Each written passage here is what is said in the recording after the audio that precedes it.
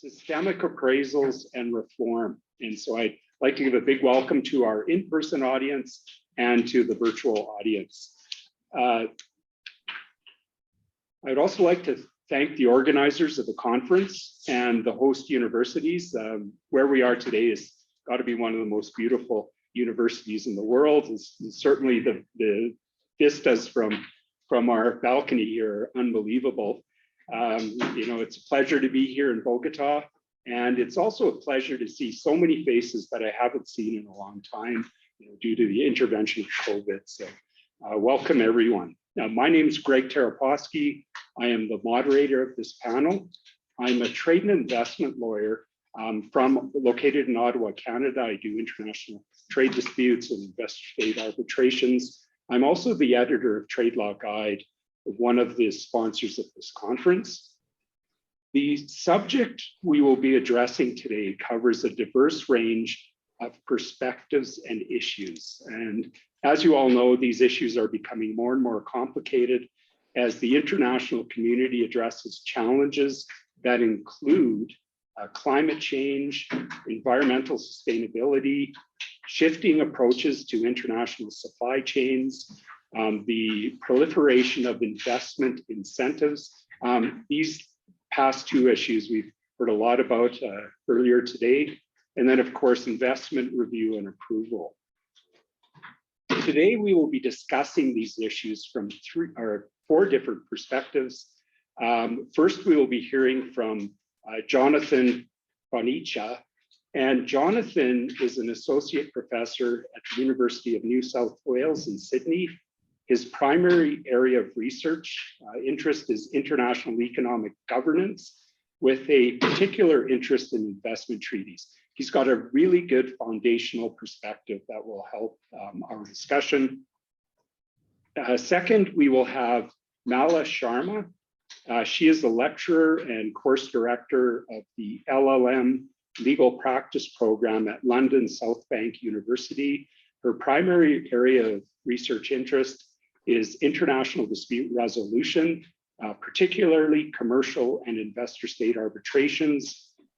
As you can see from above, she will be participating virtually. The third presenter is Gustavo Guarin, who most of you already know. He's a PhD candidate at the Europa Institute, Saarland, Germany, and a trade counselor at the Colombian mission to the WTO in Geneva. Finally, we have Huaxia Lai. She is an assistant professor at Peking University. She applies interdisciplinary methods of social science and international law to the study of investor-state dispute settlement and global economic governance. And as you can see, she is also participating virtually. It is past 3 a.m. her time. So thank you very much, Huaxia, for being here with us. The way I'm going to structure this panel is each speaker will provide a short 5-minute presentation on their perspective on these issues. Following their presentations, I will be asking a series of questions to each of them to facilitate discussion.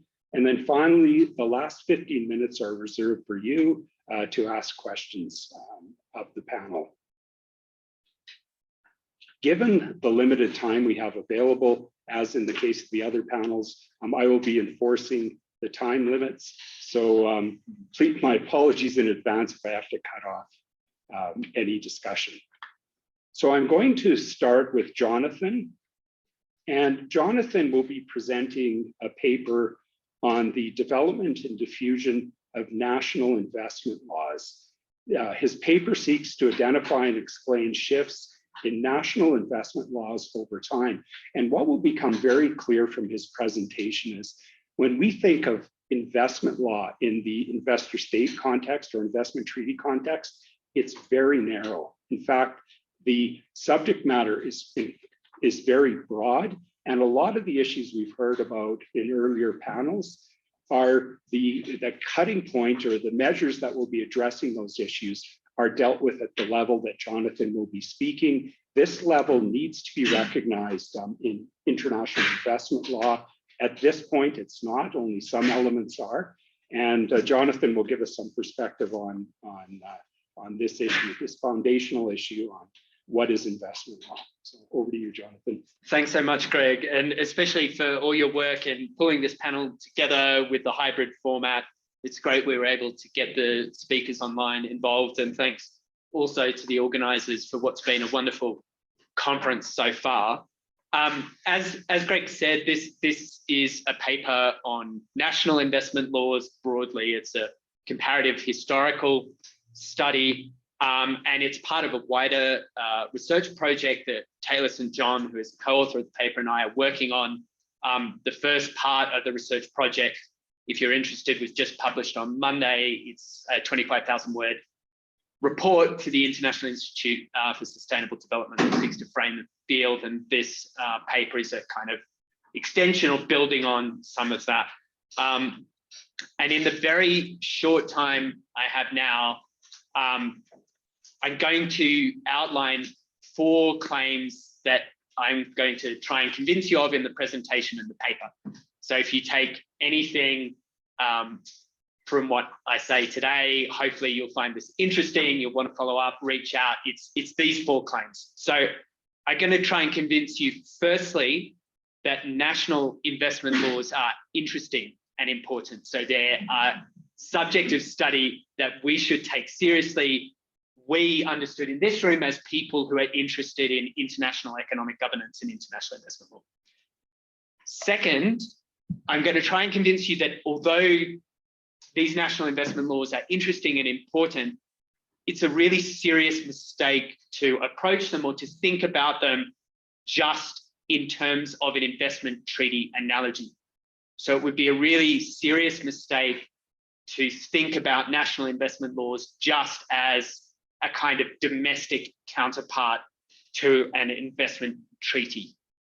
And in the question and answer, I hope I'll get the chance to elaborate on some of the reasons why I think that would be a mistake. But basically, it's because of the diversity in national investment laws, which brings me to the third claim I'm going to make, or the third thing I'll try to convince you of, which is that once we walk away from the idea that national investment laws are somehow equivalent to investment treaties, and we see them on their own terms, the field is almost overwhelmingly complex and diverse. That's even if we just look at the differences between national investment laws in existence now. And it gets even more complex when you try and open up the historical questions which are part of our study. So how to handle and make sense of the diversity. So the third claim I want to make is that it's helpful to think and recognize the diverse functions that investment laws perform. So this is a common move in comparative scholarship, comparative legal scholarship, to think about things in functional terms. And one of the key moves in the paper is to identify 7 different functions that national investment laws perform. Some of them only perform one, some of them perform several, but this sort of functional thinking gives us some traction on the questions that we're trying to answer, which are about identifying patterns and differences over time, trying to understand why those changes emerge, and then moving on to more normative or policy questions related to design and reform. And then the fourth claim then flows out of that. And so it's just that there are real payoffs. So in this paper particularly, and this is the real subject of the paper, is that there's a payoff to the functional approach. And one of the ways we illustrate that payoff in the paper is picking one function, which is the regulation of admission and approval of new foreign investment. That's one function that some investment laws, many investment laws perform. And in the paper, we try to show how a functional thinking can help us identify and explain shifts in the way that investment laws regulate admission over time, and in particular, help us understand the emergence of different modes of governance of admission that relate to what's broadly called investment screening. So the historical development of different modes of investment screening, that's at the core of the paper. Okay, so investment laws are interesting and important. That's the first claim I want to convince you of. The second claim I want to convince you of is that it's a mistake to think about them just as equivalent national instruments to investment treaties. The third claim is that it's helpful to understand the field through a functional approach. And the fourth claim is an illustration of the payoffs of this functional approach, which is a deeper exploration of the emergence of investment screening through national investment laws over time. So I'll stop there. Right on, 5 minutes. Thanks a lot, Jonathan. That was great. You know, one of the helpful points that Jonathan makes are looking at these trends. Keep in mind, a lot of the bits out there are quite dated, and they've been slowly evolving over time, more so in the recent decade. But keeping in mind those trends and the fact that these local investment measures are the ones that really establish the measures that are in some ways circumscribed by these bits. They have changed. Have the bits changed to take this into account? That's something for you to think about in the future. So on to our next speaker. Mala will be presenting a perspective on reforms to ISDS that focus largely on procedure, but also covers some substantive matters. Her underlying perspective is the reconciliation of international investment law with other areas of international law. And again, you know, as Werner would know, you know, even in the WTO, which is a very sophisticated set of treaties, there's a lot of purposeful ambiguity in those provisions. BITS, it's much greater, very simplistic provisions dealing with very complex issues. Looking at other areas of international law is a very important part when you're applying the rules of interpretation under the Vienna Convention. And so over to Mala. You have your 5 minutes starting now, Mala. Thank you, Greg, and thanks for the introduction and the warm welcome as well. So like Jonathan, I have 3 things to say. So my contention is this. We have the reforms process ongoing at the UNSW, and the ICSID reforms process concluded last year in July. But in this paper, I try and explore that the reforms processes only address legitimacy crisis, and particularly the normative aspects of legitimacy, such as transparency, accountability, consistency of decision, and participation of third parties. And I argue that unless we make 3 fundamental recalibrations within the system, it is likely that this legitimacy crisis of investor-state arbitration will lead to polycrisis of investor-state arbitration.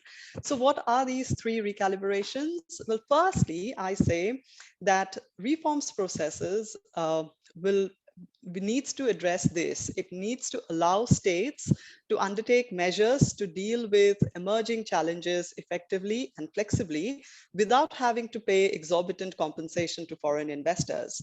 Now, as we all probably know, that the standards of compensation that we see within bilateral investment treaties and investment agreements, they have their basis in expropriation. And for those aspects which are for those other breaches which are not expropriation or which are, you know, unlawful expropriation, tribunals usually fall back on customary international law, and particularly the principle in Horshoff factory case, that the principle of full reparation. And whilst the standard is that, as found in customary international law, we see that most tribunals make use of discounted cash flow forward-looking methods to calculate the amount of compensation.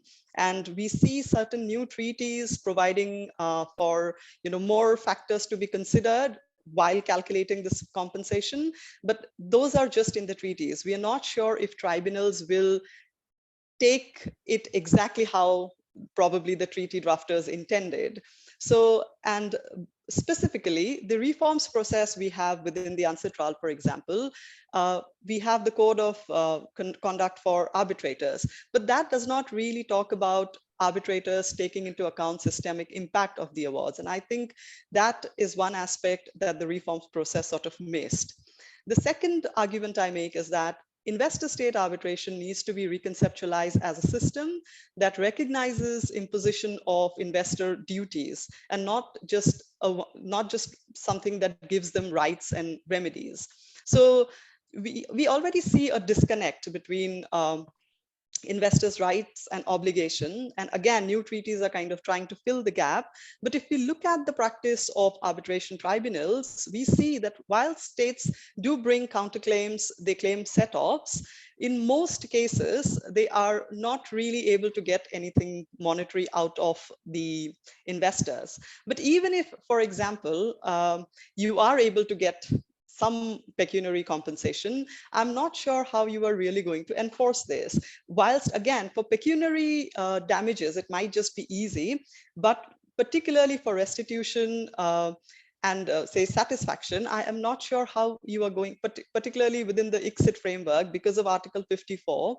I'm not entirely sure how are you going to enforce non-pecuniary remedies as against the investor. That is not to say that tribunals don't award it, they do, but their enforcement is still a bit tricky. And also we need to think about how do you deliver justice to affected third parties within the investor-state arbitration system. And my last contention or argument is that investor-state arbitration system fails to reconcile international investment law with that of other areas of international law, such as rights of indigenous communities, human rights, environment, and climate change. And I think there are a few barriers, not institutional, but just the way the whole system is kind of created and conceptualized. We see investor-state arbitration as an exclusive, freestanding mechanism where, generalist concerns such as climate change or human rights cannot be adequately determined. And we see it as a consensual process where disputing parties retain a lot of control over the process, thereby, for example, sometimes even stopping third parties from making representations. And in some cases, arbitrators are themselves trained in commercial law, and therefore they might not be open to receiving these human rights related arguments, for example. So because of these barriers, we see that it's very difficult to reconcile investor-state arbitration with other areas of international law. But we need to really think. Sorry, I'm going to have to cut you off. I did give you an extra 20 seconds. Okay. We can follow up on some of those points in the Q&A session. Yeah, sure. So it wouldn't be fair to you if I didn't cut you off and I have to cut off Gustavo, who's next. Yeah. So Gustavo will be presenting a perspective on local communities. So this is one of the interests that Mala just referred to that are not taken into account in current investor state and investment law. And his perspective will look at it through investment law, through sustainable development, and through the doctrine of indispensable parties. So over to you, Hugo, or Gustavo. Thank you very much, Greg, and good afternoon to the audience. Thanks for having me here, and thanks to the Society of International Law, Universidad, Externado, and Rosario. Thanks to my fellow panelists, Mala, Joanna, and Huaxia. I'm honored to stand before you today as we delve with this issue of international investment law and systematic appraisal and reform. In these passionate works of Jacqueline, courageous advocate of the rights of local communities in Colombia in a place called El Cerrejón, she emphatically states that water belongs to us, not to corporations. Water is for life, water is for people, and water is for the land. So these powerful words resonate with the rights of local communities to protect the interests against foreign direct investors, not only in the international arena, in this international investment, but also domestic with domestic regulation. So my PhD research takes an approach through the fundamental principles of the rule of law and sustainable development.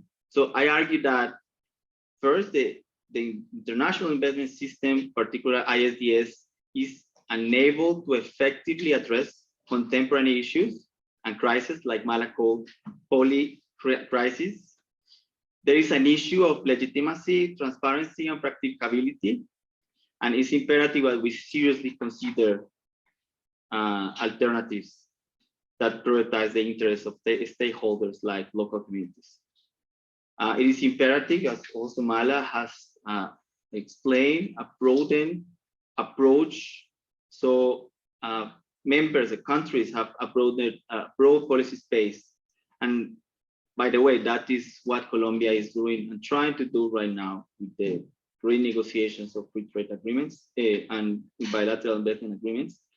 And also it's crucial to reconceptualize international investment system as one that recognizes the imposition of obligations and duties upon investors. And we have seen also a trend, particularly in the African countries, that they are doing that. So in today's panel, I will try to discuss with you first the concept of local communities as these vulnerable participants in this equation between states and investors. And while international investment may not provide all the answers, I think, and I argue that it should align with the principles of rule of law and sustainable development. And that approach entails a coherent, transparent, non-discriminatory, and open participation throughout the entire investment cycle in national and international settings. And although there have been some improvements, particularly in new bilateral investment treaties and bid models that include obligations for investors and sustainable development clauses and provisions, it is not enough. And recent research also has shown that new generation agreements, including those clauses, have not yet produced significant challenges in investment arbitration. We have seen that in Colombia in the recent Ecuador case. And relying solely on what we have now, third-party participation and amicus curiae briefs is inadequate within the ISDS system, and to enhance the effectiveness and transparency of the system, we need to pursue reforms that recognize local communities as parties when their rights are at stake.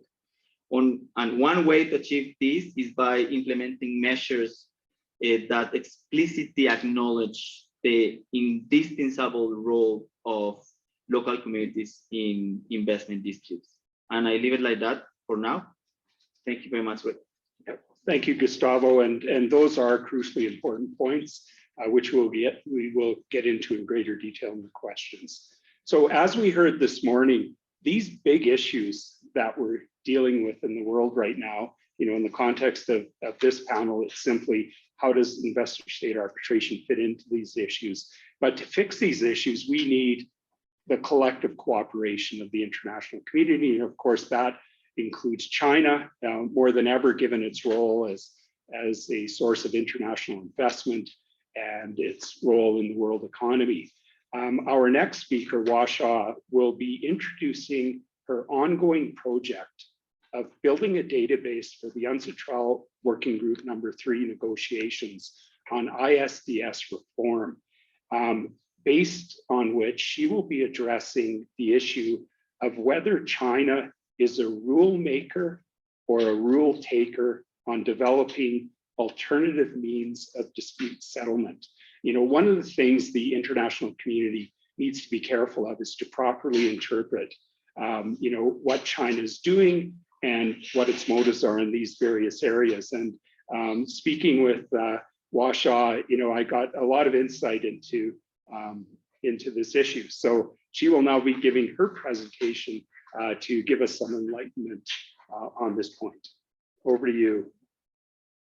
Thank you, Greg. It's really great to be here to participate the panel, even though from like thousands of miles away.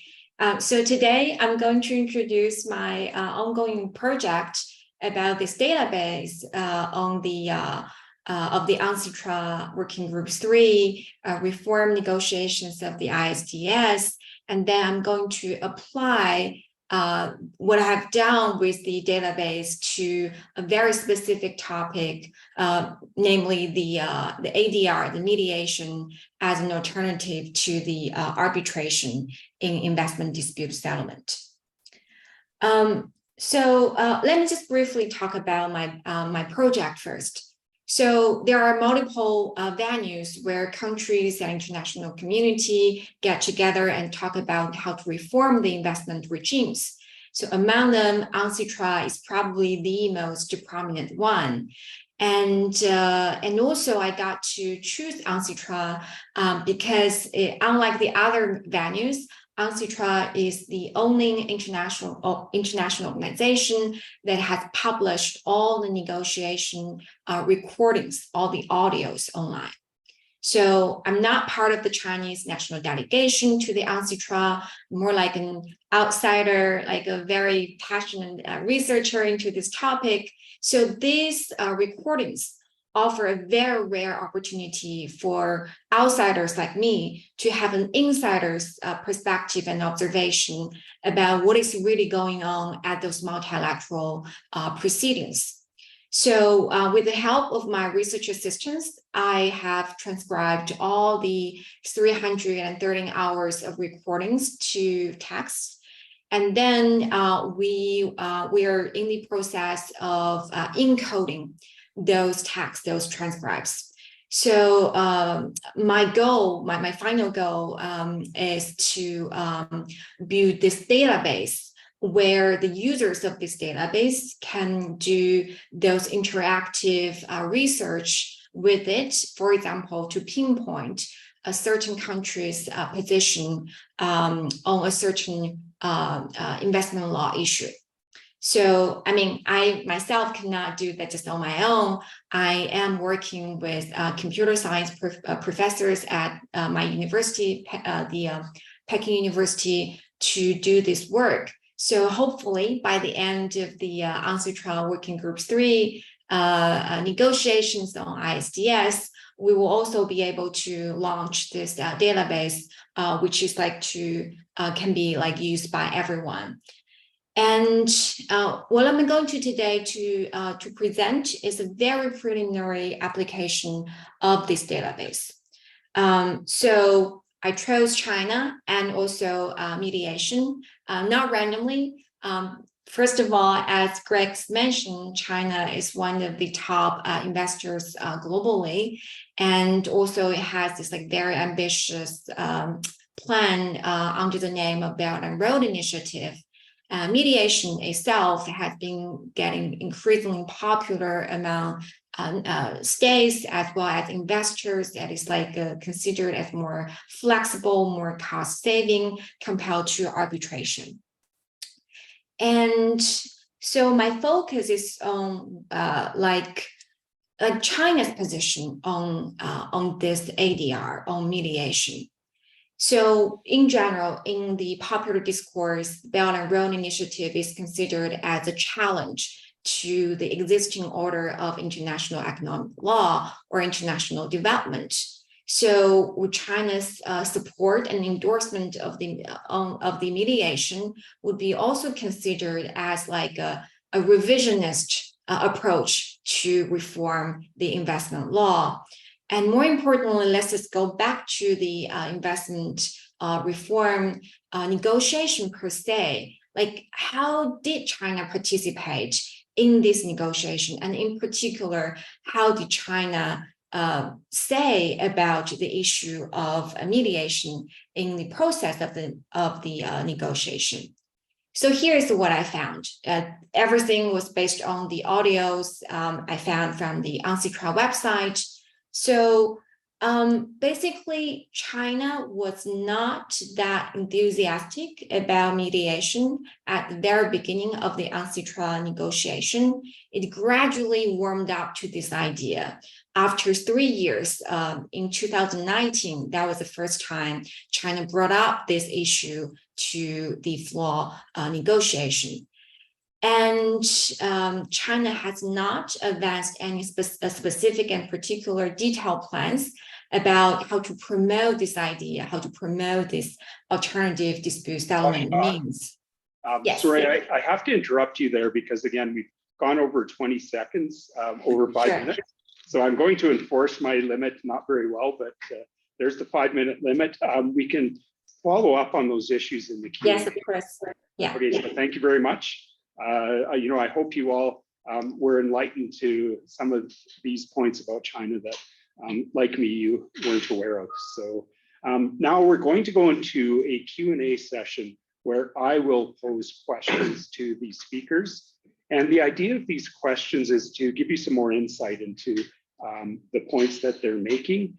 And then I will open it up for questions from you at the end for the last 15 minutes. So Jonathan, I'm going to start with your topic, adopting a domestic law perspective on investment. Why should this audience, which of course is mostly international lawyers or international law academics, be interested in this perspective? Thanks, Greg. We call that a Dorothy Dixer in Australia. I'm not sure how well that term translates. It's when you're in Parliament and you get your own side of politics to ask you a question for which you've already prepared the answer. This We're supposed to say that. Relates to the first kind of claim that I wanted to make out.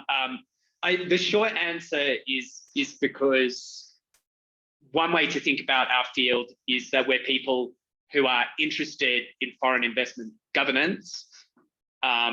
And if we think about our field as people who are interested in foreign investment governance, then investment laws are centrally important to that. So we know from surveys of foreign investors, for example, that the national legal environment is vastly more important than treaty commitments in terms of shaping patterns of foreign investment. So it's something we need to take seriously if we're interested in foreign investment governance. Taylor and I think it's interesting in its own right for a range of policy reasons that I'll come to, but I also, I guess, wanted to highlight the intersections with the themes of the conference. So for example, through a study of foreign investment laws, some of the interesting things that we can see are different patterns between developing and developed countries. So some countries don't have an investment law at all. In developing countries, investment laws tend to govern a wider range of issues or perform multiple functions. And in a subcategory of developing countries, there are national investment laws that do look a bit more like investment treaties. And through Taylor's past work, she's shown that's due in part, at least, to advice that's been given by international institutions, particularly the International Financial Corporation, to developing countries to implement national laws that look like treaties. And that's completely at odds with practice in national investment laws in developed countries. So we have really interesting questions there straight away about why is there such a big difference in practice in national law between different countries, and that picks up this developing country theme in the conference. We had a panel on industrial policy. So in some countries, not all, but in some countries, national investment laws are central instruments of industrial policy. They're not the only tools of industrial policy, but through screening mechanisms, for example, investment is often conditionally approved with local content requirements, joint venture requirements. So this apparatus is part of this wider discussion of industry policy, and it obviously also intersects with the security theme of this conference. So if we think about national investment screening, this is the most obvious intersection because it's such a hot topic at the moment that different conceptions of security are being developed and applied through investment screening mechanisms. So those are some of the reasons why I think it's an interesting field to take seriously. Well, thanks, Jonathan. That was helpful. The lens you're applying in your scholarship captures measures that impact investment, even if they're outside the scope of current investment treaties. And you can see I've got this theme here, which is we need to understand, how this intersection between what Jonathan's researching and international investment treaties is. And Jonathan, can you explain your broader approach? Can it be used to help us going forward in investment treaty negotiations to improve those treaties? Probably yes, but this is a question I really want to push back quite strongly against, because I think the first move we need in this field is just to let go of some of our assumptions that come from investment treaties.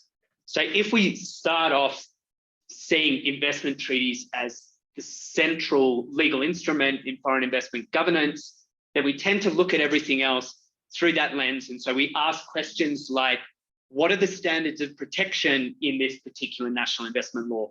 What sort of dispute settlement arrangements does it set up for investment disputes? Okay, so those are interesting questions, but they are questions that are vastly too narrow. So if we look historically, investment laws predate investment treaties. So that's one reason for looking at investment law in their own right, rather than seeing them as a subcategory of treaties. In terms of the content, and this relates to our functional approach, if you look at the content, they're wildly diverse. There are, and this is in the paper, there are clusters and patterning within investment laws over time and geographically.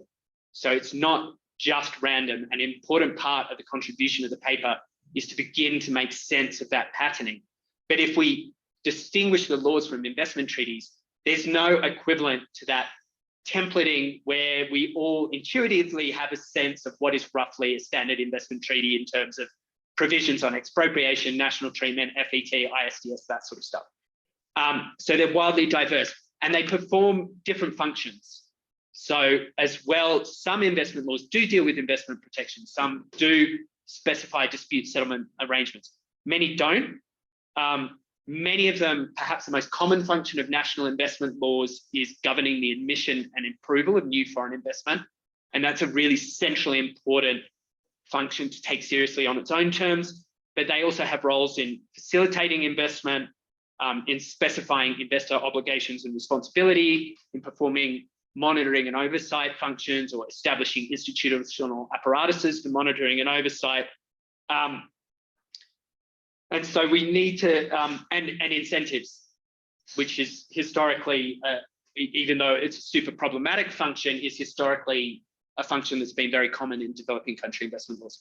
So I think I would like to park the investment treaty questions, and then at the end of the presentation or the research agenda, there might be some implications, but the key message is that there's real insight to be gained from thinking about investment laws seriously on their own terms.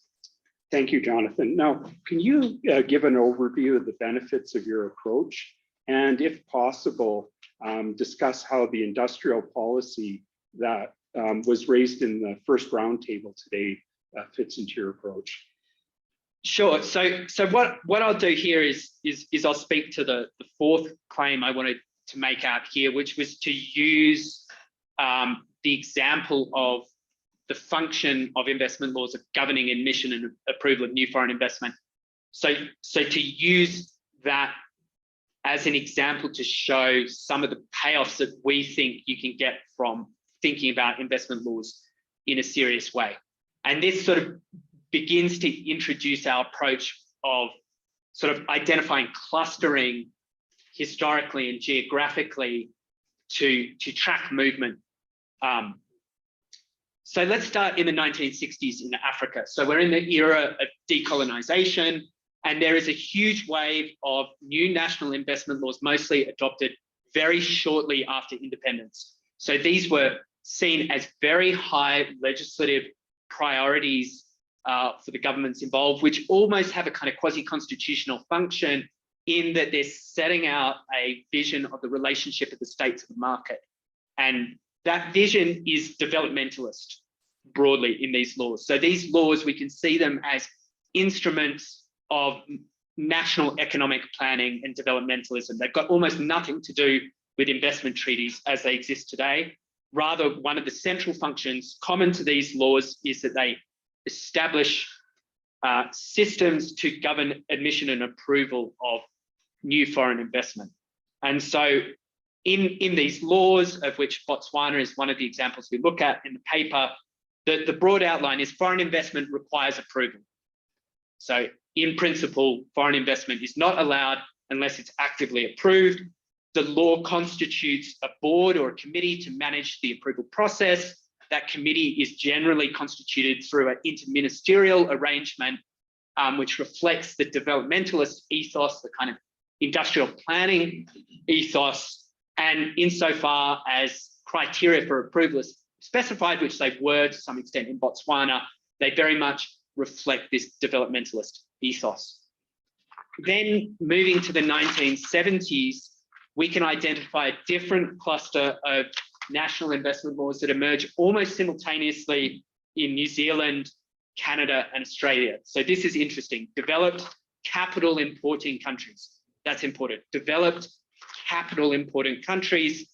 And these laws are focused almost exclusively or exclusively on investment screening. So they perform the function, the core functioning and governing admission and approval of new foreign investment. There's real continuity with some of the African laws in that they establish new centralized institutions for the screening of foreign investment. That screening process involves discretionary review against abstract criteria, generally national interest or net benefits. Decision-making power is vested in the political level, acting normally as a practical matter on advice of the institution that performs the screening function. But there's a real shift if we compare that to the African story of the 60s, in that these laws are operating against a background assumption of openness. And there's a bigger story in the paper about the politics and the domestic political economy of these laws. But basically, the assumption here is that in principle, the state is open to foreign investment, but investment over certain thresholds or subject to certain triggers has to be screened against these criteria. And in Canada and New Zealand in particular, there's a very explicit tie-in of industrial policy to the conditional approval of foreign investment through those processes. So that's a development in time. And then let's skip a couple of steps. There's more in the paper. But this gives us a bit of leverage over the current debates about supposedly new, not that new, investment screening, which has emerged in the 2010s, particularly now in Europe underneath the EU directive for investment screening. So lots of states are setting up new investment screening mechanisms. So it's not the same, right? There are really important differences. These mechanisms are generally focused on applying criteria of national security in the screening process, although national security is often conceived of broadly in a way that picks up some of these sort of technological concerns, these quasi-industrial policy concerns that were also central in the 70s and 60s. So we see continuity there. And then there's clear sort of continuities in institutional form, in the sense that you have these committees being constituted to review investment that meets certain triggers against discretionary criteria. Greg has drawn attention to the fact my time is out, and that's where I wanted to round out that story. Yeah. Well, thanks, Jonathan. That was great, great insights. So over to Mala, and just to tie your research and presentation into Jonathan's. As you said, your research focuses on a legitimacy crisis and a poly crisis facing investor-state arbitration. You argue that current reform proposals address, to some extent, the first type of crisis, but not the second One example you provide is that the limitations of investor-state arbitration, those limitations will impose limitations on policy solutions to the climate change emergency. So can you just comment on how you believe Jonathan's domestic investment regimes fit into your analysis? Yeah, sure. Thank you, Greg. Thanks for the question. Well, I think in terms of what Jonathan has said, he clearly brings out one thing very strongly, that national investment laws are very, very important part of the whole system, right? And when we think about these emerging crises, such as climate change, we know that some of the responses will be within domestic laws. States will inevitably have to do or take measures domestically. And I wanted to highlight the interaction of investor-state arbitration with domestic laws, for example. Now, it is, as some of us may already know, we know that every time an investor brings an investment claim in one particular, as against one particular state, it sends a signal to other states that something like this they might be involved in something like that. So for example, let's take the plain packaging of cigarettes. When Philip Morris sued Australia, New Zealand delayed bringing in similar measures, and so did UK. So when we see initiation of investor claims, we see that states sometimes become reluctant to take those measures. So in terms of investor-state arbitration, it kind of intrudes into that domestic space by creating a sort of a regulatory chill. Now, some commentators have mentioned that this might actually be a good thing, in the sense that you can actually then use investor-state arbitration as a way to improve governance and possibly even their own environmental measures, for example. And we have the case of Allard and Barbados, where, for example, the investor brought a claim against Barbados saying that their failure to keep up with their ecological laws and environmental laws caused him harm. But we need to be a bit more careful when we frame things like this, for the simple reason that just because an investor has brought a claim doesn't mean it will compel the state to do something in the right direction. And the investor is eventually bringing the claim to further their own interest. So it's not that the investor really cares about the environment, it cares about that its investment is affected. So what Jonathan said is, yes, the domestic part is very important, but I also wanted to highlight the intersection and the interaction of investor-state arbitration with the domestic regime, particularly from the lens of regulatory chill. Well, thank you very much, Mala. My second question relates to the current reforms to investor-state arbitration procedure. And your view is that these reforms are inadequate. Can you please explain the basis for those views? Sure. So I think that the reforms that are currently ongoing at the UNSW Working Group 3, if we look at them a bit more deeply, we see that most of them are fairly incremental in nature. So for example, we had criticism against the system that arbitrators were not regulated, and now we have the code of conduct for arbitrators. And initially, in fact, transparency, for example, was one of the first that was kind of worked on. I think the work started within ICSID in 2006, and then it flowed over to UNCITRAL, and that culminated into the UNCITRAL transparency rules and the Mauritius Convention. So that was probably one of the first.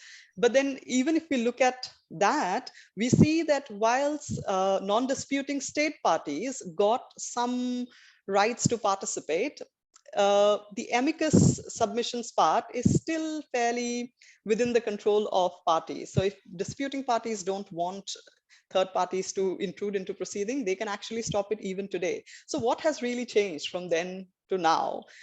Then if you look at even the other other measures. For example, there have been talks about having the multilateral investment court, but we see very little political will apart from the EU. So all of these reforms that are there, particularly the incremental reforms in terms of regulating arbitrators or bringing in more transparency, I think they, to some extent, they counter the legitimacy crisis of investor-state arbitration, but they are certainly not enough. If you think about investment regime broadly, because it does very little in terms of imposing investors' duties, it does very little to reconcile it with other areas of international law.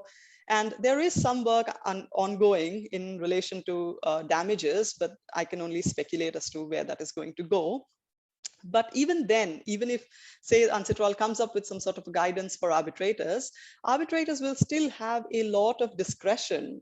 And it is very necessary that we find a way to make sure that this discretion is exercised in a way that they defer to the authority of the state. I'm not saying make pro-state interpretations of things or give pro-state interpretation of things, but it really, really needs to consider the systemic impact of their award and no longer look at arbitration as an isolated ad hoc, dispute settlement mechanism, but rather it being an entire system that really has a serious impact. So for these reasons, I think that reforms are mainly procedural, and even when they are a bit substantive, those incremental reforms are not really enough, according to me. Thank you, Mala.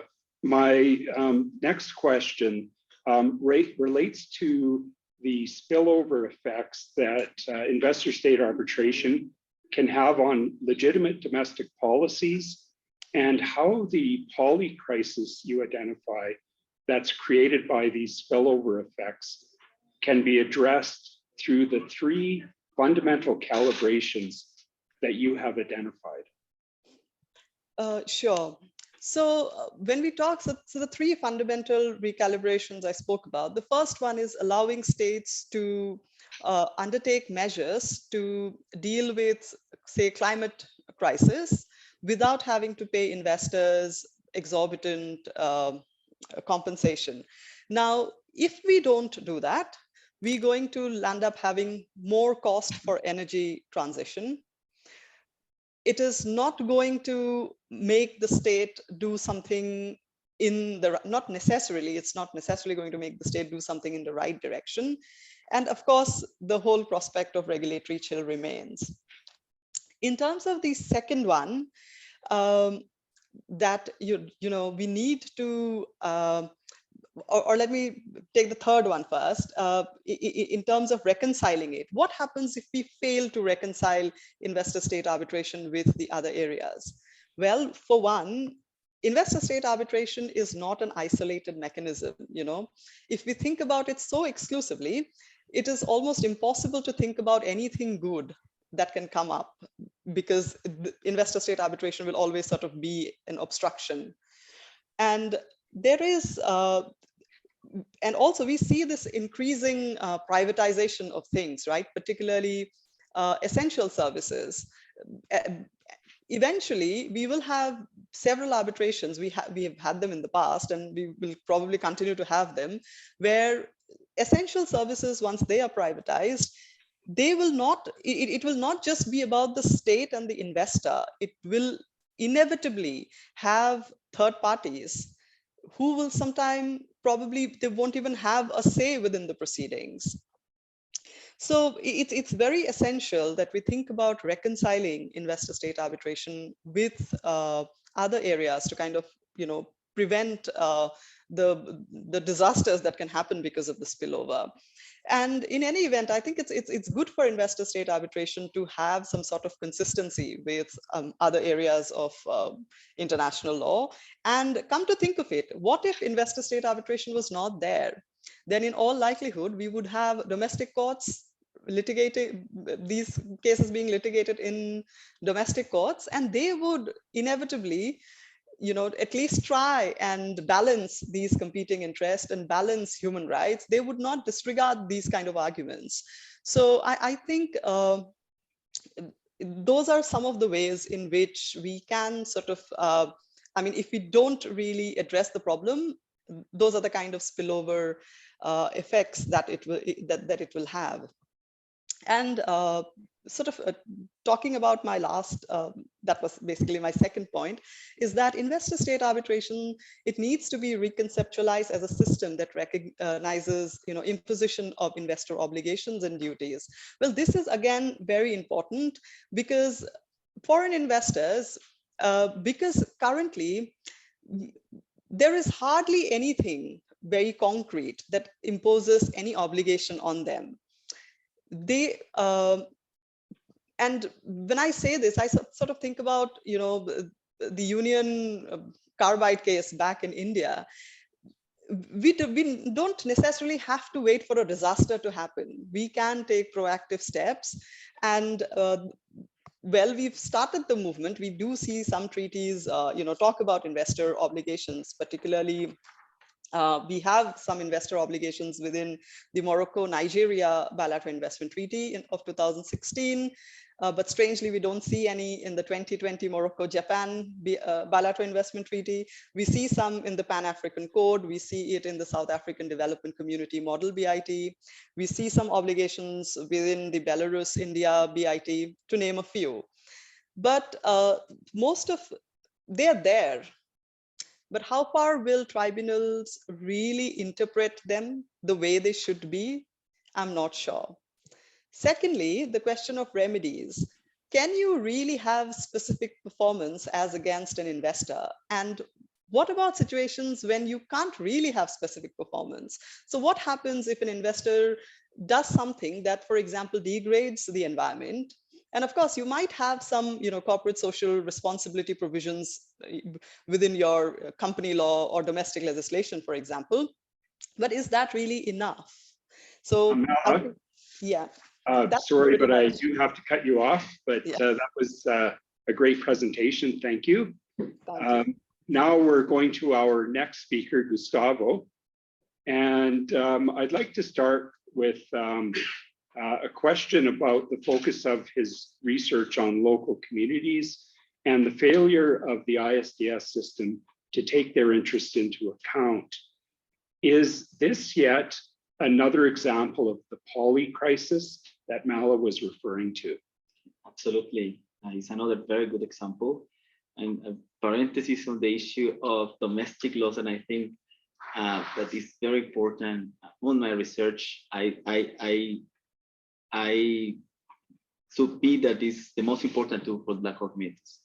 And screening mechanism there, and they should include provisions also local communities like Australia and Canada are doing.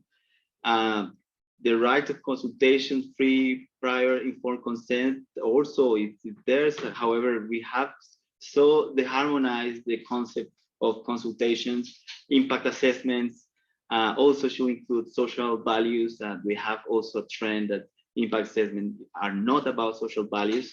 So I believe that international investment law is a success story, and they are a useful tool for investors. And if we cannot get rid of them, let's reform them and make them useful for other stakeholders, such as local communities. Sorry for the points. Thank you. Now you talk about local communities. Can you elaborate upon what you mean by that? Absolutely. And I just take advantage that my colleague Machi is here. This is a concept that we have been discussing already 3 years. Now I discussed with him, and he believed that with other authors that maybe it's not that relevant or necessary to define them. And it could be any community. If I am mistaken, please correct me. It could be any community affected by the investment. I believe that there's, at least from my research, there is a need to define local communities in this interaction equation between investor and state. And our research encompasses an extensive geographic scope spanning from regions as Canada, Latin America, Australia, Africa. And what we have seen is that local communities lack of legal definition, like mandated definition, and as the case of indigenous communities. So it makes it challenging to establish a clear framework for their protection. However, there are instruments there in other areas of international law, like the Convention of Biodiversity, especially Article 8A that provides for the obligations to protect local communities and indigenous communities, or the guidelines for discussions concerning local communities with the context of the convention, which give us some features. And those features are, among many others, self-identification, definable territory, territorial economy activities, right to natural resources, and vulnerability to outsiders. Another legal instrument, very recent and very current for Latin America, is a regional agreement on access to information, public participation, and justice of the agreement of Escazú, that defines also the term local communities, persons of group in vulnerable situations. So this includes, and part of my research includes workers, migrants, former combatants in transition justice procedures in Colombia and somewhere else, peasants, indigenous peoples, ethnic communities, and public services users. They may be also affected by the relationship between the state and foreign investors, requiring attention to human rights, labor rights, access to resources of water, Jacqueline, equality of public services, right to information, and other rights. So local communities often face difficulties in exercising their rights, and vulnerabilities can arise from the relationship with states, remoteness of the territory, and lack of legal representation. So international investment law could enhance the right exercise if the rule of law is applied. So in general, what I mean and what we mean by local communities is vulnerable communities. Thank you, Gustavo. You mentioned rule of law. So in the context of local communities, what do you mean by that term?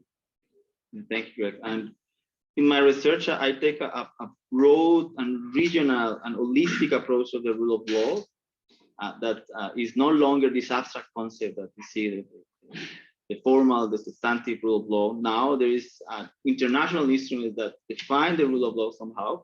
The United Nations Resolution 76, the rule of law of at the national and international level. So I take the approach of that UN resolution, and also the Sustainable Development Goal 16, access to justice. So these legal instruments demonstrate that the rule of law is no longer this abstract concept, but a concrete legal principle that could be defined within the following 6 definitions.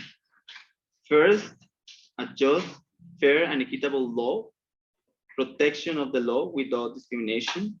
Second, effective, just, not discriminative, equitable delivery of public services, including criminal, civil, administrative, judicial system, and legal aid.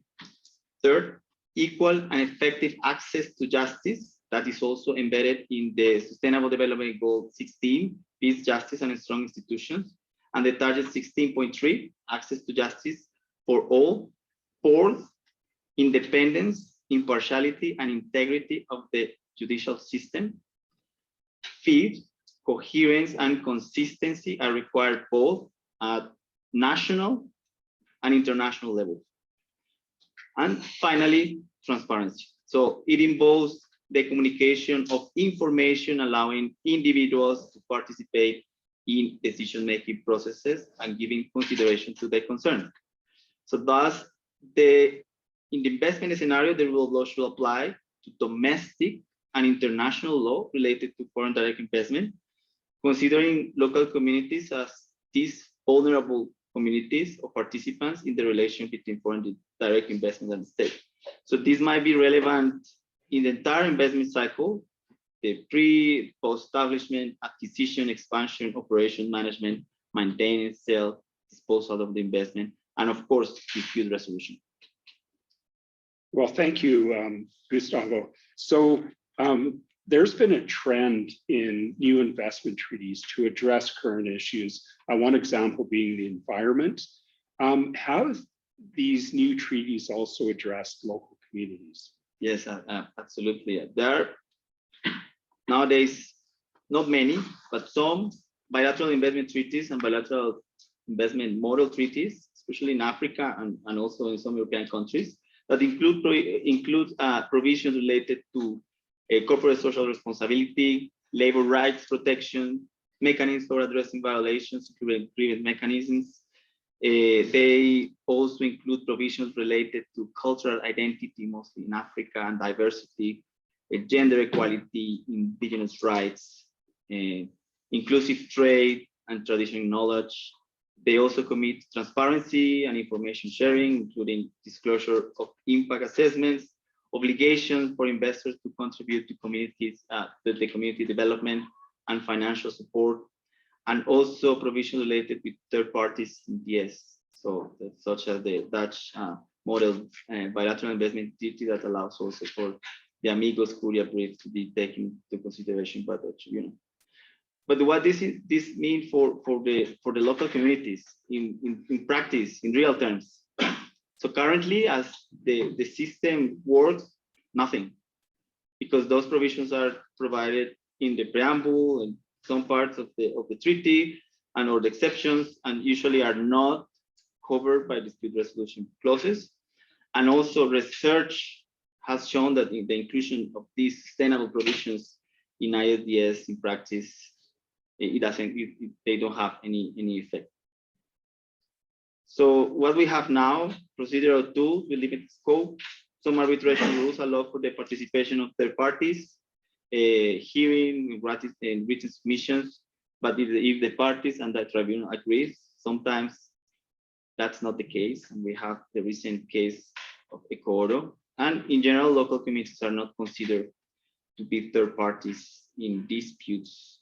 And usually NGOs want to contribute as third parties, but they are not allowed to participate. It's very difficult for them because arbitration tribunals do not accept them, and parties of the procedure do not acknowledge them. So this is the case of Ecuador. Well, thank you. The final question pertains to the reforms that you would propose to address this deficiency. So absolutely, yeah. What my research proposes, and many other things, including domestic law reform, is reform in international investment agreements. So local communities are naturally accepted as possible third parties when an investor claims a violation of a treaty provision that also relates to local community rights. I propose a similar institution that the International Court of Justice has in the monetary gold and its Timor case, so the doctrine of indispensable party. So the doctrine of the indispensable party is a recognized procedural principle of international law, basically between in disputes between states, and it states that the entity affected by the subject matter of a dispute must be a party to the legal proceeding for a court or a tribunal to have jurisdiction. So applying the doctrine to the local communities in investment treaty arbitration proposes a reform that considers them as necessary parties in the dispute. And if local communities' rights or interests are at stake, the tribunal should include them in the proceedings. So through the representative NGOs or legal aid that is provided by the state, local communities can actively participate by submitting written submissions, presenting oral arguments, and engaging in relevant proceedings. This may uphold the principle of inclusivity, the fairness, and of course the rule of law, ensuring that the local communities' rights and perspectives are safeguarded. So how am I with that? Okay, in conclusion, so it is clear that local communities play a vulnerable role in the investment-state relationship. Therefore, adopting a rule of law approach to local communities within both domestic and international investment law is essential to safeguard their rights and protect their interests. While international investment law may not provide all the answers, it should align with the principle of the rule of law, and the rule of law approach entails a coherent, transparent, and non-discriminatory and open participation throughout the investment cycle in international and national settings. And although there have been some improvements in international investment law, particularly the new BIDs and BID models that include obligations for investors, it is not enough. It is not enough. Recent research have shown that the new generation agreements are not producing any significant change, and rely on the third party and ambiguous participation is inadequate. So that's why I propose the doctrine of indispensable party to be applied to local communities. Thank you very much. Thank you, Gustavo. Obviously, this is a crucial issue when we look at the Amazon. I had the fortune of spending 3 days there before I got here, and you know, local communities are just absolutely indispensable in that area. So to our final speaker, who's been up the longest, it must be around 4 a.m. there in Beijing. Huaxia, your research focuses on mediation as an alternative means of dispute settlement to ISDS. Is this an example of a reform to address the legitimacy crisis referenced by Mala in her research? Thank you, Greg. Yes, for sure. Well, first of all, I would like to say that mediation as a means of dispute settlement has always been there. So not necessarily just for investment disputes, but like for international disputes in general. Think about the UN Charter, as well as the Exit Convention in the year of 1965. Both included mediation or conciliation as a means of dispute settlement. But for the investment dispute settlement, mediation has for a very long time been overshadowed by arbitration. So we like when I was a law student, I tended to take arbitration as a default mode of dispute settlement, and then did not even think about alternative means.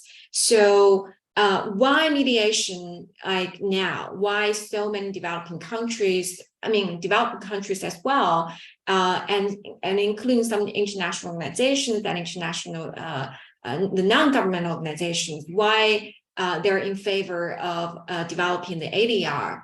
So I would say that mediation or conciliation can address quite a lot of the legitimacy problems or crisis. For example, the procedural problem in terms of the representativeness of those arbitrators. So mediation was largely driven by the voluntary behaviors and the wills of the parties at this specific disputes. So it is like the countries at this disputes, they have more say about how to organize, how to orchestrate the whole mediation process. And compared with the arbitration, the mediators play a lesser role as compared to the arbitrators, who in general have lots of discretion in the proceedings. So in that sense, mediation can partially address the procedural legitimacy crisis. Substantively, I would argue that mediation could also, to a certain extent, alleviate the developing countries' concerns about the bias, the prejudice that the current arbitration system would probably have against them. So we have read lots of studies and scholarship about like arbitral tribunals being kind of biased against developing countries. they tended to engage in more broader interpretation of those investment treaties favoring the foreign investors when the respondents are developing countries, or the ISDS outcomes are more like, or like the developing country respondents were like twice as likely to lose a case compared to cases against developed country respondents. So cases like that. So the mediation proceedings, they are less adversarial, they are of this voluntary nature, and in general, developing countries would like, I would argue that would tend to be more accepting this less like imposed and adversarial means of dispute settlement as compared to arbitration.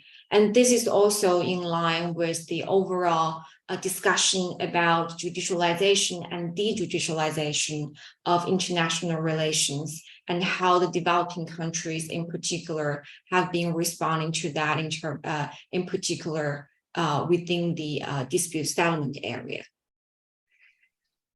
Well, thank you. My next question relates to an observation in your paper that the reforms being considered do not fully account for the Chinese perspective, which you view as a significant deficiency given China's high level of foreign direct investment. Why is China's position in these reforms so important? Can you elaborate upon that? Yes, of course. Well, first of all, the sheer amount of China's overseas investment that warrants like heightened attention to China's position on any reform proposals on the ISDS. And on top of that, I would argue that if you look at China's BITs and also China's investment treaty making practices in recent years, you would notice that there is a very big gap between the China's BITs and China's investment drive. So many of the investment agreements China has with those, especially with those Belt and Road Initiative partner countries, they were signed in the late 1980s and early 1990s. That they are what we call a first generation and second generation of China's BITs and very limited protection when it comes to dispute settlement. So that is why, considering how long it takes to renegotiate those BITs, China would put like more efforts in the multilateral reform area and try to compensate for the lack of protection under the existing bilateral investment agreements. And a third reason, I guess it had a lot to do with geopolitics or the general perception about China when it comes to international law and international relations. So China is not a big fan of the judicialization of international relations, with the exception of the WTO. I think in most areas of international law, the Chinese government position is that it does not accept this compulsory jurisdiction. In China's foreign policy practice, China is also very big on mediation. Think about the recent deal China brokered between Iran and Saudi Arabia, and China's mediation efforts in, for example, in Afghanistan, in Libya, and also China's most recent proposal to establish this new international organization called International Chamber of Conciliation or something similar to that. So China is not a big fan of the ICJ or other compulsory dispute settlement mechanisms. And alternatively, China would resort to mediation.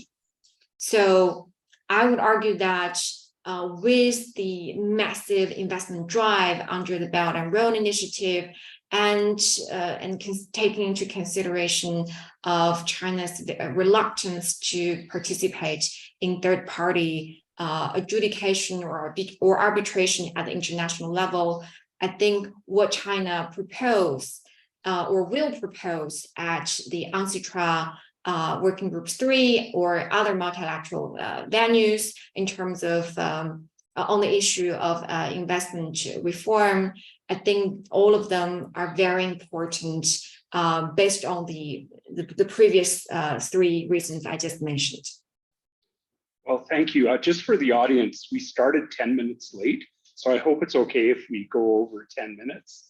My last question is, can you discuss your research and how it will shed light on China's position on mediation? And just to remind the audience, 300 hours of minutes were transcribed. That's the data. And the question is, how will this research shed light on China's position, including China's limited engagement on mediation during this period? Yes, sure. So this has a lot to do with what Jonathan just mentioned about this comparative approach to the study of investment law. So instead of just looking at China's position on mediation from this outside or from this international perspective, more structural perspective, I opted to look for explanations from inside. So two reasons I would argue that explained why China has been very hesitant in endorsing mediation at the UNCTAD Working Group 3 negotiation. The first has a lot to do with China's domestic legislative framework. So, we know that China is among the first batch of countries to sign on the Singapore Mediation Convention, but China has not ratified that. So why is that the reason? So the Singapore Mediation Convention was to address enforcement problems of the settlement agreements, right, arising from the from mediation. But China's existing legislative and judicial practice provide no such applicable rules or guidelines on like the settlement agreement as defined in the Singapore Convention. So there is like quite a big gap or mismatch between China's international commitment and what China could be able to do domestically. And also, I mean, in terms of capacity, China does not really have many like talents who are capable of doing this like transnational mediation things. So that is another thing. An even more important domestic reason to look at is about China's state-owned enterprises and its role in China's overseas investment drive. So especially under the Belt and Road Initiative, I would argue that over half of those investments are made by state-owned enterprises. And in Chinese politics and judicial system, the senior SOE management officials, they are not just like senior managers within a very big company. They are considered as public officials under Chinese law. So those officials, they are very afraid of like corruption charges or the charges about like loss of state assets, because if they go out there and negotiate a mediation deal with their counterparts or with another country's government, and if domestic politics or domestic audience feel like this is like not a good deal, there is a chance that those SOE managers can be punished by law. So they know that mediation is actually much better in terms of like settling disputes in practice, but they would still prefer to go for the arbitration, the traditional track, because if it is an arbitration, they're less likely to be punished by domestic law. So this like domestic accountability mechanism is another very big obstacle that prevents China to be more assertive when it comes to developing ADR on the ISDS issues. So again, we need to go back to the comparative law reasons to see why China hasn't been so enthusiastic about mediation when all the international explanations would predict that China would do something different. China is as an authoritarian regime, would go for mediation, less about rule of law at the international level. So that would be my explanation. Well, thank you very much. Time is marching on, so we're going to jump right into the audience Q&As. Yes, so put up your hands if you'd like to ask questions. Okay, so we have quite a few. Are there any online questions? Do we have any questions from the online audience? We don't see that from my end. No? Nothing? Okay, great. Okay, so put up your hands again. Okay, so we're not going to have time for everyone, so we need to do a random sample. I'm thinking 3 questions. Up front, in the middle, and then who's back row again? Hands up. Oh, actually, no, we'll go that way. We'll go right, just to be fair. Are we okay if we go over? You don't mind, we can spend. I don't mind. If we keep it short, we can hear at least all the questions. So new plan, so we're going to start at the back row and hand it up till it gets to the front. How's that? I just don't want to be offside for the bosses who put me in this position. That's the boss. Yes. Oh, you're the boss. For here, for in between the poster sessions and introduction to Robert Hudeck for 15 minutes, so we can spend 15 minutes more, but this keeps short at the. Yeah, I just want to remind everyone too, I was also instructed to inform you that there will be a book presentation by Jennifer Hillman and Henry Gao on teaching international economic law. We know. Following this. Oh, you do know? Yeah. Okay, good. Well, program. we're good to go. No, but they will delay their presentation for 15 minutes at least. Perfect. Okay. I'm used to appearing before ISTS panels. They're never this nice. Okay? So thank you. Okay, you go ahead. Okay, so we'll start over here and then pass it down. Thank you very much for a fantastic presentation. I have actually 3, short question. First question goes to Jonathan. Jonathan, thank you very much. I will read your paper with John Taylor very soon. But my question is about your, research method. How could you cover all domestic, investment laws? Because I know my country's Uzbekistan laws is investment law is so big. And another point is that some countries' investment law is so short, and they, leave details to the bylaws. Then how did you get a balance? And in case of, for example, Japan has only foreign exchange law, so it's not a purely a domestic investment law. So how did you get a balance? So this is the first. And second question is for Huaxia from the Peking University, I think. Thank you very much for your presentation. So I have a bias. If the China, prefers mediation over ISDS and there's a domestic accountability pressure, then recently on the May, the President Xi stated in a Xi'an summit that we want to update our BITs with Central Asian countries. And so if the China does not want ISDS, and if China prefers the mediation, why China wants to update its own BITs and why Xi Jinping wants to update its their BITs. So can we understand that in the near future, Chinese SOEs will use ISDS alongside BRI against its own partners? So this is second question. And third question is to the Gustavo. Gustavo, thank you very much. Recently, one of my excellent colleagues from Japan, Tomoka Ishikawa from Nagoya University, published a book in Cambridge University Press called Corporate Environmental Responsibility in ISDS, the Unexhausted Potential of Current Mechanisms.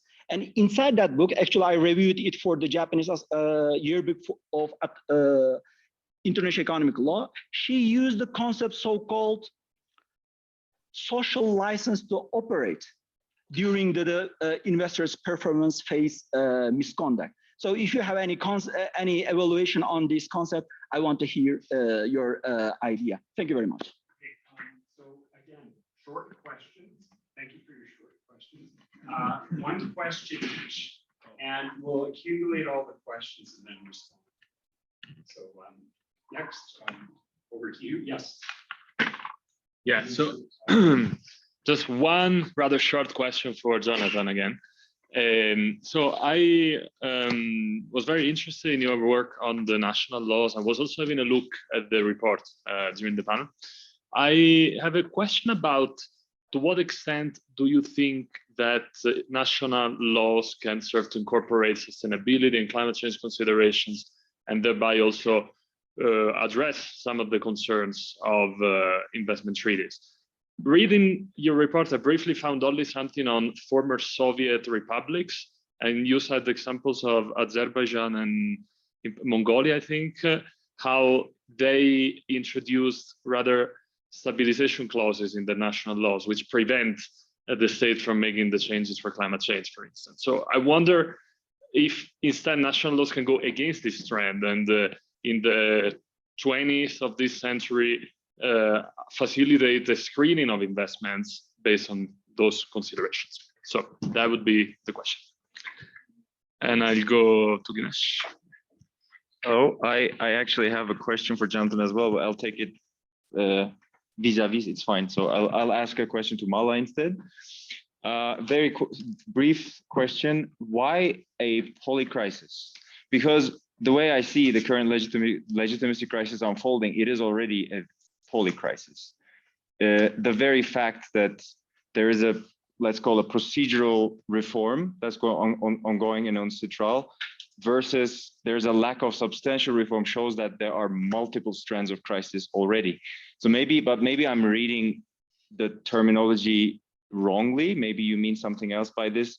So what exactly, like, do you expect it to sort of proliferate further or like spread out further or trickle down? So that would be my question.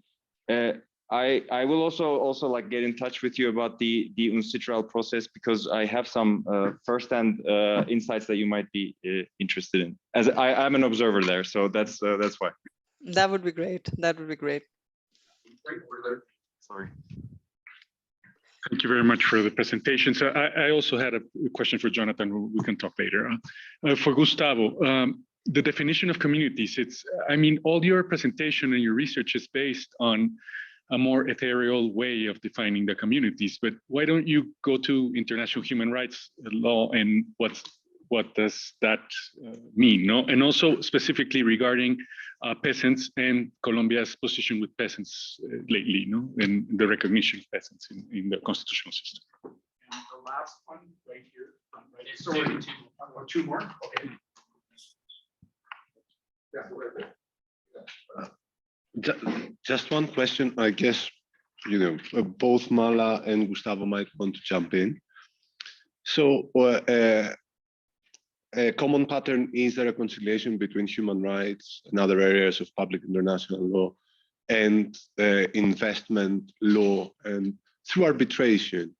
And ultimately, the question is, do we trust this development of these areas of international law to the hands of arbitrators, of investment arbitrators?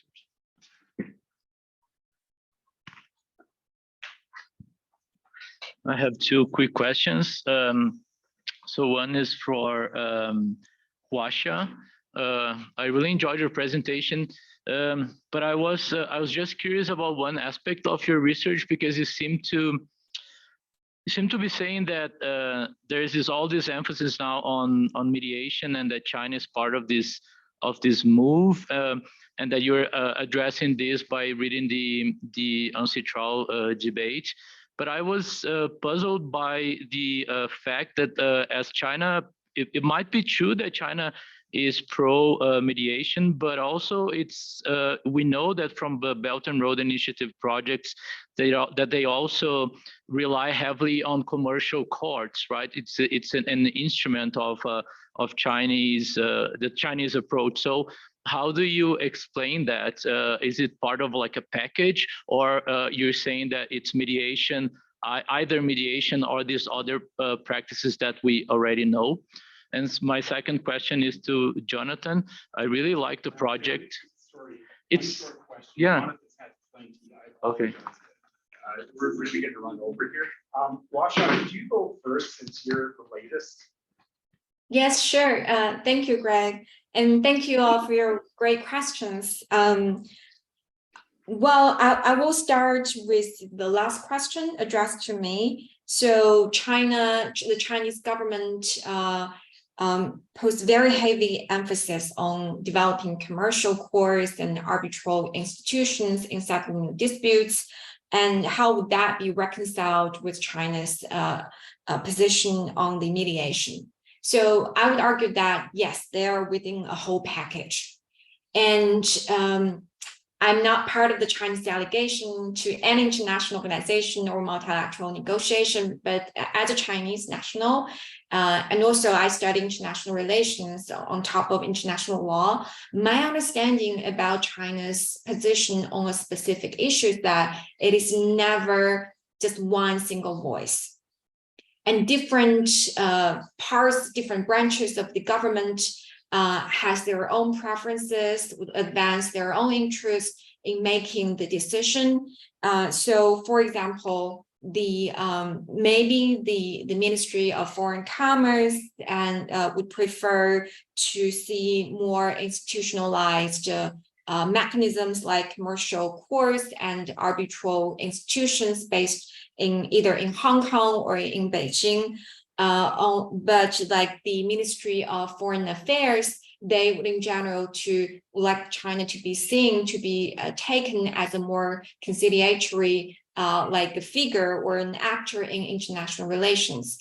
So it is not just one voice, and they're both there. And that is why in my paper, I argued that even though China has put forward mediation on many occasions, not just on investment dispute settlements, China's practice on mediation, China's hands are actually constrained from a domestic or comparative law perspective. And also that is related to the very first question I got. Why did Xi Jinping emphasize on updating the BITs while China is still talking about mediation? I think he or his aides fully understand it's very difficult to renegotiate or update the BITs. So the wiser, smarter way of doing this is to do both and see whichever works in China's interest. So I also got a question from online. Can I address that, Greg? Certainly, given you stayed up so late for us, please. Okay, so it's very quick. So that concerns the methodology of my research. So I'm only looking at the transcripts and the public records of different countries. So wouldn't that be introducing bias into the result? Yes, of course. I fully acknowledge that this is like the only public data I could get, and I'm not saying that this is the whole picture. So thank you for the suggestion. So in my future research, I will definitely make a note of that. Thank you. Well, thank you very much. Mala, could you respond to your question, please?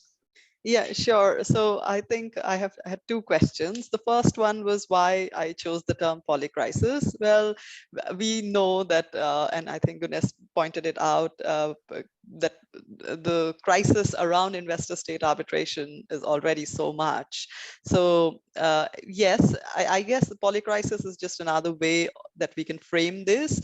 Polycrisis, the idea behind polycrisis is that crisis within one system has spillover effects on other system, as a result of which it degrades humanity's prospect to deal with the situation. So yes, for example, we have a legitimacy crisis, and say we think in terms of normative legitimacy and say that, you know, third parties are not allowed.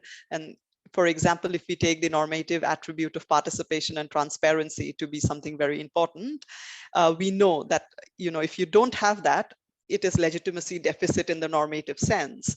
But then when you are not allowing third parties to come into the proceedings, for example, in a dispute relating to environment or in a dispute relating to, say, for example, climate mitigation, maybe you're not allowing submissions by an organization which has a lot of insights to offer.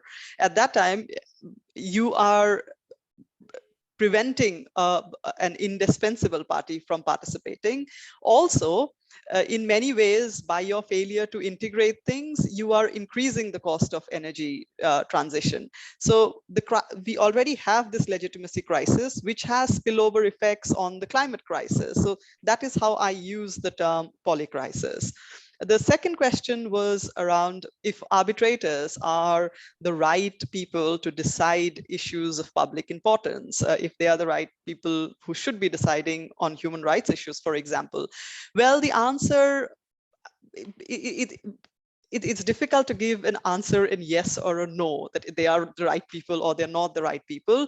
But the fact is, despite these reforms and despite some countries sort of moving away, investor-state arbitration is not going anywhere. It's here to stay. And arbitrators will continue to decide on these very, very important disputes. Are they the right people? I am not sure. I wish we would have more momentum for and political will for the multilateral investment court. Maybe things would be different. Maybe, you know, tenured salaried judges can do a better job in terms of reconciling things. But for the time being, this is what we have. We have investor-state arbitration. And are arbitrators the right people? Maybe not. But if I think they start exercising their discretionary powers, and they can do so using the tools embedded within the VCLT, if the arbitrators exercise their discretionary powers in the right direction, I think they could be the right people. So it would, so to answer that question, yes and no. It shouldn't be, but that is all that we have for the time being, I guess. So these were the two questions. So I think I will let Greg take the floor again. Thank you, Mala. And now over to Gustavo, if you still remember the question. Yeah, of course. Very direct questions and very straightforward answers. On the issue of social license, yes, we analyzed the issue of social licenses in my research, and we found that there is not an international instrument that define social license. There is a similar instrument, which is the consultation, that also regulated by other international agreements, and these also have been discussed in the arbitration of Greek mining versus Peru. So that they arrived to the conclusion that when they refer initially to consultations, so the claimant referred to social licensing, they were referring to consultations, and internal regulation that regulates consultations. On the question of peasants, but thank you very much for the question.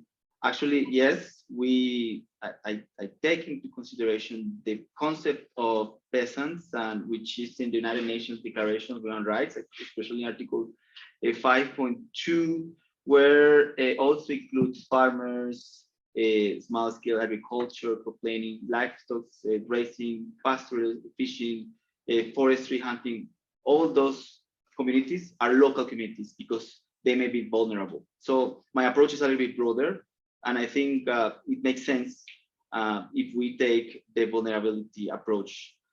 And on the question on the hands to international arbitration, I may disagree a little bit with Mala here. I think that they should not have the power to make these decisions. And I think that's why we need to reform. And I think that's why we are trying to reform, at least from the Colombian perspective. That's what I have been working on. We are trying to be explicit on the clauses that we need to apply, the obligations that we need to apply to investors. And at the end, they will have a very narrow scope of interpretation. And that's the aim. And that's what I think from my research is what we should do. Well, thank you, Gustavo. Now, I hope Jonathan has had time to come up with answers to that myriad of questions, the waterfall of questions. I get it. Yeah, thank you. And I'm very happy. In fact, I would love to continue the discussion afterwards. So if my answer is too short or anyone who had a question, please, let's talk. So Alicia's question, there's a big one about how to define the field. And we don't have an easy answer to that. So you're exactly right. There are many, many investment laws, probably about 200. Not every country has one, but some have two. And then there's change over time, and then there's regulations made under the laws. So what can we do with that? Well, there's already the UNSW database of all the existing investment laws. That was the kind of starting point and helped us get a handle on it. In terms of the historical research, we've been trying to identify different clusters in different times and different locations. Often when you start looking in one time and location, that gives you a sense of trajectory about what came before and what came after. But we can't claim comprehensiveness. In the best answer we have, I think, is a pragmatic one, is that there's already a field of study, a very small one, but of people writing on national investment laws. And what I hope, without being conceited, what I can say is the ambition is to do something that's very significantly more comprehensive than anything else that's been done before. So that the ambition is to improve rather than to claim to cover everything. And then, so, is Japan's investment law an investment law? So yes, the foreign exchange and foreign trade control law falls within our definition of an investment law. We have in the IASD paper, we have a bit more about how we try to define the field, what's in scope, what's out of scope. That's in scope because it's a law that's addressed specifically to investment. It's a really interesting story because the screening mechanism in there is structurally similar to the 1970s cluster that emerged in other developed countries, Australia, Canada, and New Zealand, but the politics was different because that was a response to US pressure to liberalize. So the direction of change was different. We see a similar move in Spain in 1986 as part of the accession process to the European Union. There was again a move to a similar sort of screening mechanism to those we see in that cluster. And that's an example of where, in the case of Spain, you can't really understand the investment law without reading the underlying regulations which establish the institutional structure for screening. But again, we can't claim comprehensiveness. We haven't read every, regulation that sits under every investment law. It's just too vast. I really like the question about to what extent can national investment laws address climate change and environmental concerns. That could almost have been a plan. The short answer is we think the functional approach is really, really helpful here, because I think one of the problems is people recognize, obviously, climate change is a massive issue. They recognize it engages investment, and then it's like, so what to do? I mean, is this just about putting a preamble in with some general language to say that we think climate change is important? So the functional approach really helps you drill down. So insofar as investment laws deal with questions of investment protection, then the climate change engagement is really, we might say, sort of one of protecting policy space from constraint. So obviously stabilization clauses, which are found in a minority, but a significant minority of investment laws, are catastrophic in that respect, particularly when they're tied to internationalized mechanisms of dispute settlement. So that's a really good example of how the functional method helps us identify things that really shouldn't be in investment laws and can lead you to link back to the investment treaty discussion. So you can say, insofar as states are putting investment protections in their national laws, well, then that relates to some of the discussion that's going on in the OECD at the moment, which is, should fossil fuel investments even be entitled to those sorts of protections? But the functional approach is more helpful, especially when you get away from the protection functions, because it allows you to say, well, investment incentives, right? That's something that's still found in a majority of investment laws that exist now. So climate change is directly relevant to the question of the structure of investment incentives. So what sort of incentives are being granted to investments in what sectors, right? Like that's a climate change question. The question of investment screening, insofar as states establish discretionary screening mechanisms, then that's something that is potentially engaged in net benefit or national interest type screening. So we can break down helpfully, I think, how different functions relate to the climate change question. And that helps, I think, give much clearer set of policy options or choices to states rather than a general sense to say, oh, you should think about climate change generally in your law. Well, thank you very much, Jonathan. Thank you very much, audience, for staying with us a bit later and for all of your insightful questions. I apologize to you who did not get to ask your questions. Please get Jonathan or Gustavo at their break, or if you have questions for the virtual speakers, you can email those questions to them, and I'm sure the organizers will give you their emails. So thank you very much. We also have to thank our technical support. That was excellent. It was perfect. Thank you.